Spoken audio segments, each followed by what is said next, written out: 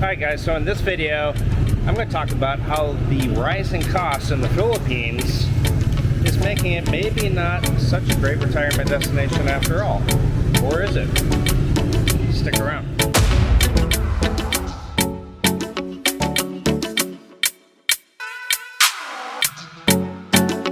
Alright guys, so before we start off this video, I'm stopping off to get a roasted or rotisserie chicken. And we don't do this all the time.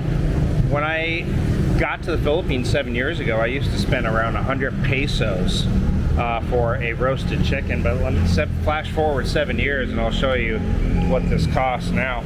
Let's go take a look. Hello. Let's see here. Can I get roasted chicken, the pepper roast? 300 pesos? How much is it? 300, sir. 300. 300. Pepper, yeah. Pepper roast. Yeah.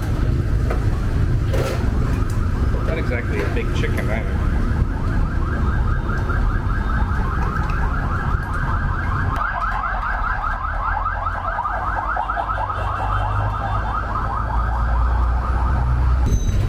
Bones and all.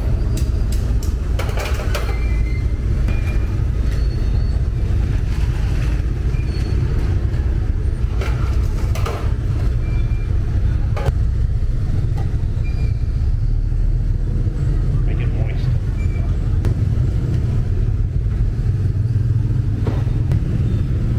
Yeah. There you have it. So 300 pesos. So actually it's even more expensive than I think just a month ago or so we went here and it was like 280. Prices are rising here, rent, everything. We're going to talk about that in a little bit. I'm going to drive to the next stop. I'm going to pick up some coconut water and the coconut meat. I'll show you that. Now that is still pretty inexpensive. Alright guys, so we're here for the buko. Two buko? Coconut, yeah. Buko. It's right on the side of the road. I think it's like 25 pesos each. Which is still very, very cheap.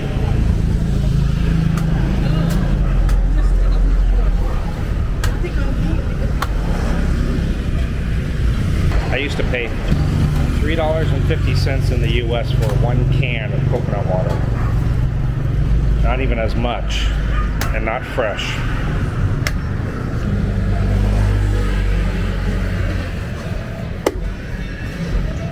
And of course they carve out the coconut meat from the center. Yeah. Not much in the coconut this time. It's kind of a busy road here.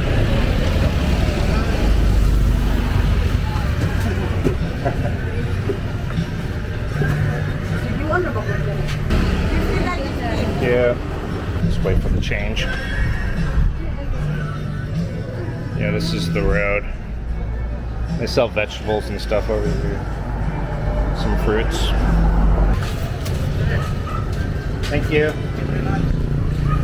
All right, on the way home, and we'll talk a little bit more about the topic at hand. All right, so as you guys can see, things have gotten more expensive here, and also things are also inexpensive. So the things that are inexpensive, like for example the coconut water that I purchased on the way here, that has stayed seemingly consistent because there's a big supply of coconuts. I mean, they're literally everywhere, right? In the US, I used to pay for a can of coconut water like $3 US or $3.49 just for a can of coconut water, which was not even fresh. And here, 25 pesos, cut open, scraped out, you get the buko meat, the coconut meat, and the fresh water. And so Maya and I will go buy a couple of those a week, usually, and fill up like a pitcher and just use that for kind of almost like a snack. But the lechon manok, which is the rotisserie chicken, that's gone up a lot in price. I used to pay around 120 pesos. Now, yes, there is inflation, but it's more than doubled now. And we're not talking in here. When you buy a chicken, they're not pumped full of hormones and stuff, so they're not that big. So that chicken feeds Maya, myself, and Maya's daughter Janora, and maybe maybe 2 meals possibly. So it's not that inexpensive. You take a Filipino family, for example, 2 or 3 people, that's kind of expensive, especially if they're only making maybe on average 400 pesos per day, and they go out and they spend that amount to purchase a rotisserie chicken. That's kind of a luxury item almost. You know, it'd be different if it fed a whole family, but these are small chickens.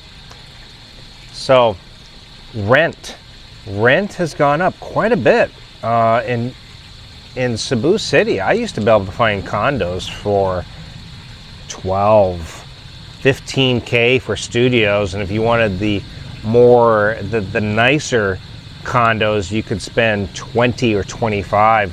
When I first moved here, I had a really nice 1-bedroom, pretty good sized condo with a beautiful view of the pool, and I think I was paying $22,000.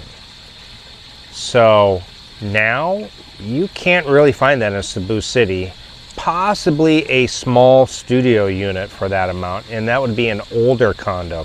The newer condos that are being built, when they open, most of these rents now are like 30 to 35,000 pesos, and that amount can change, of course, depending on the exchange rate. So that's another factor that you have to consider while living in the Philippines. Now, there has been times where my rent has dropped like $50, $70 a month, and then there's times where the rent has increased that amount. So it depends on the exchange rate. So the exchange rate, something you have to keep an eye on. Inflation, but again, here in Dumaguete, Cebu City, rent has gone up. When you look in the ads on Facebook for rentals now, if you want a decent place, I would argue that you are going to be paying 25,000 pesos to 35,000 pesos. And of course, this place is 34. We got the pool. I feel like I got a pretty good deal. Now, a lot of people will say, oh, you're paying way too much. Well, I think for what I have with secure, small, private, I've got a pretty good deal. And it's a big place, 3 bedrooms and 2 bath, 2 floor. So I'm okay with it. But again, when you come out here, if you want to live, a lot of Westerners come out here and they basically want to live a Western style lifestyle for cheaper. That's what they want. They don't want to mix half Filipino lifestyle. They don't want to be eating balut and rice with every meal where they could save money. No, they still want to eat their items that they are accustomed to in the West, and that's going to cost money. So if you don't bend a little bit, if you need to stay at that Western type style, it's not as cheap as you think. Now, if you want to go live out in the province, that's a different story, but then you aren't going to find the Western style foods, restaurants, malls, this type of housing. You're not going to find it because there's no demand for it. That's why most of us Westerners end up in Subic and Angeles and Cebu City, BGC, Makati, Dumaguete, Iloilo, Bacolod, Davao, in the bigger cities, because most of us don't want to live totally a Filipino lifestyle. And unless you're going to do that, it's not as cheap as you would think. Maya and I found Vietnam to be much cheaper on so many different levels. Rent, electric, the accommodations that you get, the food, just really almost everything was cheaper. So, and even Maya was surprised. She's like, wow, I can't believe how inexpensive a lot of the street food is. You could go buy a big bowl of pho with you'd always get the iced tea for free, and it'd be like $1. And here in the Philippines, try to go find street food and drink for $1. You will go home still hungry. and the quality is not so great. So guys, if you think you're going to come out here this year, in 5 years, in 10 years, whenever you plan on coming out here for retirement, don't think it's going to be like it used to be. Things have changed a lot just in 7 years that I've been here, and it's not just because of inflation.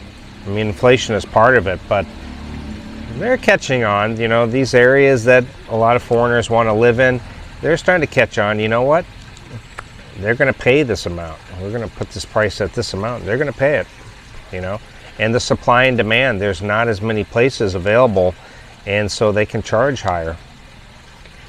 But, you know, in Cebu, here, and in other cities, you still want to negotiate for sure. But unexpected expenses that a lot of people don't budget out, you got to get some kind of health insurance. Links are in the description for 2 of them I recommend. You have to put money aside for visa. Are you going to be just doing a tourist visa over and over? That's still, you know, you got to budget for it. You have to budget for if you're going to get a retirement visa, you know, the deposits and the, you know, yearly fee and all of that stuff. You have to deposit. You also have to budget for costs, initial costs. A lot of people forget about that, but when you first get here, maybe you want to buy a motorbike. You don't want to sit there and rent, or you don't want to take Grab taxi all over the place. That adds up. So you got to think about how much to buy a new motorbike or a used car, or am I just going to spend on Grab all the time? You got to budget for that. You got to budget, am I going to get more dishes and more amenities for my house, you know, better towels, better sheets. I've upgraded all that stuff. I wanted my own coffee maker. I wanted a coffee bean grinder, you know, all these different things. Your initial first month, 2 months can be kind of pricey. So don't forget that when you move out here, you got that initial startup, you've got visa fees, you should get health insurance, or you need to have a very big savings if you're going to be self-insured. You got to be prepared if an emergency happens, where you could get back on a plane and get back home. But again, Philippines is not as inexpensive as it used to be. I would argue for the single guy, probably around $2,500 will give you a very good lifestyle. Some people will argue, I've seen people in comments say you need $3,000 to $4,000. Again, it depends on your lifestyle, depends on where you want to live.